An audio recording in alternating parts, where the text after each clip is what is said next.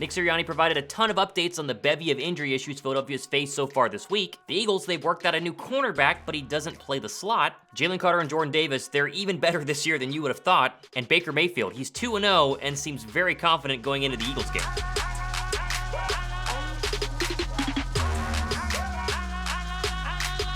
What's up, guys? Thomas Mott here. Welcome to the Thomas Mott Show on a Tuesday. Nick Sirianni was at the podium yesterday and provided some very, very good updates regarding all of the injuries Philadelphia's had. Listen to him give you an update on Kenny Gainwell, Blakenship, and James Bradberry. Yeah, I'll never put a timeline on anybody, and they're not in the building today. But we feel like everyone's got a chance to play this week against Tampa. We'll see though. Like I can't. It's a little bit too early for me to say again. With them being out of the building today, I'll have more information for you once they get back in.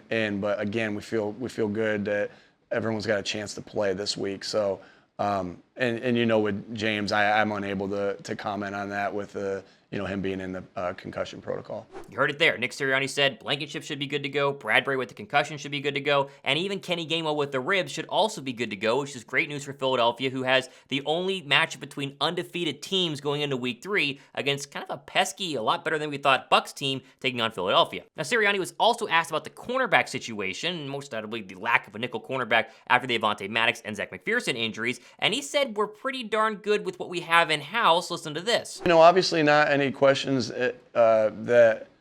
that's kind of something I don't want to say quite yet, Zach, obviously, just because I think there's a mystery of unknown that their slot receivers will have to prepare for. And so, like I said, I will say that we have good options, that we feel like we have really good options there. And we've worked, with many different guys, not just James, but many different guys right there. And so, and I'm as bummed as I am for Avonte and for the team to lose Avonte, I am excited for other guys to get an opportunity on the, in there as well. Now, he's not wrong, as we'll see, but he also might have lied a little bit because just like that, today, Philadelphia's officially worked out a free agent cornerback, and that is William Jackson III, who is, of course, a former quarterback with the Washington Commanders and Pittsburgh Steelers, although did not play last year due to a bulging disc in his back. Now, reports are suggesting that he is 100% healthy and is looking to find a team. The only issue is he's not a slot cornerback. DI the Birds blog has it right here. He played 3,864 snaps as an outside cornerback and just 203 snaps in the slot. Seems like a mix of James Bradberry, Justin Evans, Mario Goodrich will help replace Avonte Maddox. So while they haven't signed this guy yet, if they do, he's not going to be battling for a nickel cornerback slot because he hasn't played there. What Philadelphia seemingly will go ahead and do is move James Bradberry in nickel and dime situations to the slot and then have whoever you want as the other outside cornerback next to James Bradberry. That could be Josh Jobe. That could go ahead and be William Jackson. It could be, Eli Ricks. It could be Keely Ringo. They have a bunch of outside cornerbacks, and the good thing, depth is not a problem this season. Now, D.I. Bird Vlog also mentioned Philadelphia could see some more dime packages from Nick Sirianni to try to cover the issues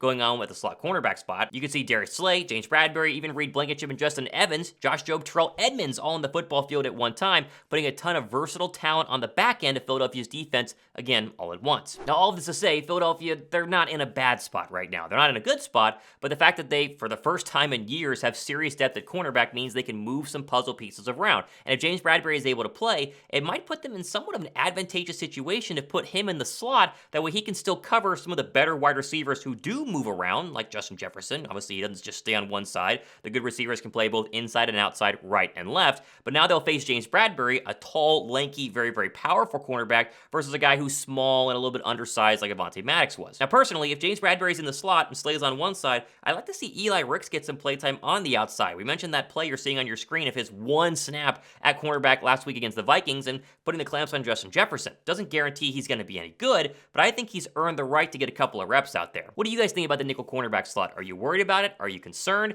Do you feel fine? Think Philadelphia's going to make a move? Let me know down below right now. Yesterday on the show, I talked about the trade potential of Budda Baker. Popped up all over Twitter. The rumors have started to kind of churn that Philadelphia needs a safety, and so Budda could make some sense. However, right after I posted that video, Budda Baker was sent to the injured reserve, the short-term one, meaning he's out for 4 weeks due to a hamstring injury. And people were very quick to point out this means Philadelphia cannot trade for him. Now, that's not necessarily true. You can still trade for a player who's on IR. They just then go to your IR. And so Philadelphia technically, if they wanted to, could trade for the injured Baker, let him sit for 4 weeks, and then bring him back to the active roster. Now, I'm not saying they're going to do that. I think the fact he is on IR kind of hinders the chances of that happening. But the NFL trade deadline deadline is week 8, and we still have a lot of time until week 8 comes around, and so maybe they wait for Baker to get healthy, confirm that the Cardinals are in fact going to be terrible, and then make the trade closer to the deadline. Now, one report that I saw yesterday that is very odd, and I'm curious your guys' thoughts on this, was this Shonda Brown tweet saying Philadelphia is in serious negotiations with the Arizona Cardinals to acquire star safety Budda Baker. The deal is close to done, according to a source in the Eagles front office. Now, that was sent before Budda Baker was sent to the IR, and then you scroll through the rest of her tweets saying that, of course, Baker placed on IR today, will miss at least 4 games. He's eligible to return October 22nd at Seattle. Baker had missed just 5 games since being drafted in 2017, including the final 2 games last season with a shoulder. She then followed up her tweet saying the Eagles are gearing up to go all in to get Jalen Hurts-led team back to the Super Bowl. The Eagles will trade multiple 24 and 25 draft picks to land the star safety, end quote. So she doubles down. Now, I know what you're thinking. I'm doing the same thing. Who is Shonda Brown? And the answer is, I have no idea. You go to her actual Twitter profile here, and she is a sports journalist covering the NBA, NFL, and MLB, and she writes for Woman in Sports. Also a mother of 2, although that's technically irrelevant. Same with the fact she's from Nova Nation, and hashtag ShondaBomb. The other issue is nobody follows her. She has 446 followers, 200 more than she had yesterday when I originally saw this tweet. Now, I Googled her. I looked up on LinkedIn trying to find Shonda Brown, and I couldn't find her. She doesn't exist. So either this is a parody account, it's either some former reporter who has some stuff of an inside scoop into Philadelphia, or it's somebody completely making up the entire thing to get clout, which has worked because this tweet now has like 300,000 impressions, and I'm talking about it here on my show. Now, all that to say is I would take this with a grain of salt. I would take all Budda Baker trade stuff with a grain of salt. But remember, if you're going ahead and running it off right now, Philadelphia has the cap space, they have the draft picks, and they have until week 8 to make a move. And now it's a very easy schedule, as we've talked about the next couple of weeks. If Philadelphia can hold on and yet still look a little porous at the secondary spot, maybe they wait until closer to week 8 when Arizona's a little bit more desperate, they make a move and go ahead and bring in Budda Baker.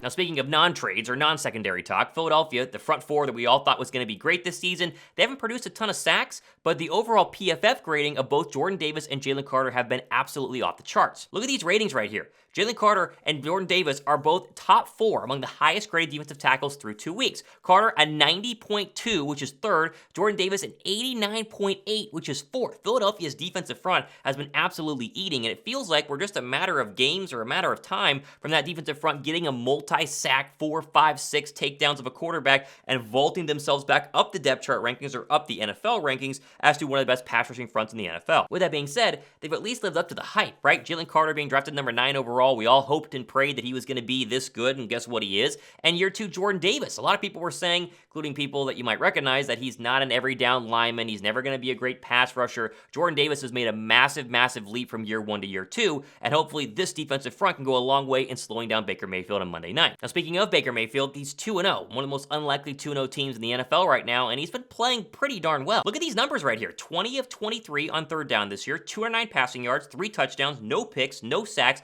a 132.1 quarterback rating. This is actually a quarterback and an offense in general led by Mike Evans that Philadelphia needs to kind of buckle in and get ready for. Baker Mayfield was at the podium yesterday, and he seems ready for a cool but also very, very contested and very interesting matchup against Philadelphia at home. We're looking forward to a Monday night game where it'll be a little cooler and got some good competition coming into town, so we need a great atmosphere. Now, I don't think Tampa Bay is quote-unquote legit. By legit, I mean, potentially going to make a deep playoff run, but they can win the NFC South, which is already extremely weak, and they could potentially host a wild card game, and who knows? Maybe if you get the best version of Baker Mayfield, Mike Evans trying to get a new contract, it could make some sense. But Philadelphia has, I think, a nice easy path to winning this game, but also can't let up, because a loss to the Tampa Bay Buccaneers to send you to 2-1 is a massive difference between a nice, comfortable road victory to go 3-0. We are still waiting to see if Kenny Gainwell is going to be officially activated, cleared, and taking snaps in Monday's matchup against the Buccaneers. But Philadelphia, going back to last week with DeAndre Swift, had their 10th game in the Nick Sirianni era of 200 yards rushing. 10th game in the Nick Sirianni era